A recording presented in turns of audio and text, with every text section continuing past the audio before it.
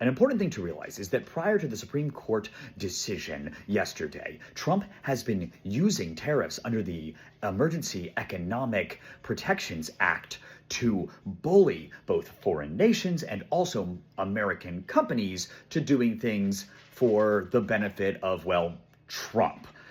And now he's still able to do tariffs, but there are some major things that make it a lot harder for him to open and close the door to do this. And under the first authority, which is Section 122 of the Trade Act, he's still able to do tariffs, but he may do up to 15%. That is much lower than what he was doing under the Emergency Economic Powers Act, where at one point China had, I believe, 145% tariff on certain goods. That is insane.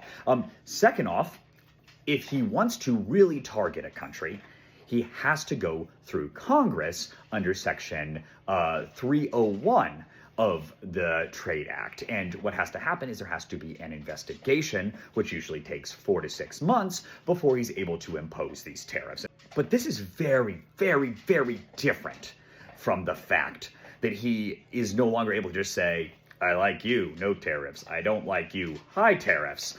Oh, you happen to like Joe Biden? High tariffs. And that is really a good sign. And it's also an incredibly good sign that the court actually stood up to Trump and has pushed back on this, and they chose the perfect issue to do it, because this is one of the few issues that really doesn't require much executive enforcement to work, because the way it basically works is if you suffer under these tariffs as they go on, you can sue, and then a court will almost certainly, using this now binding decision, award you damages.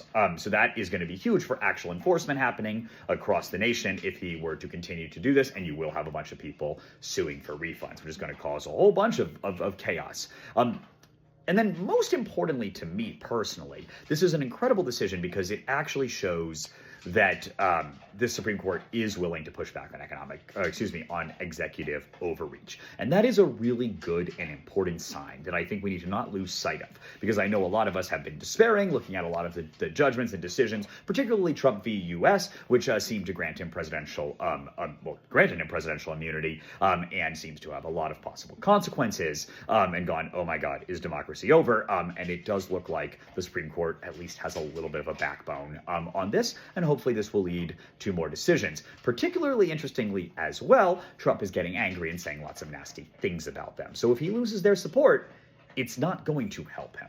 If he just shuts up and takes the judgment, they might keep making rulings in his favor. But although the court shouldn't be political, they do tend to be a little bit more political than they should be.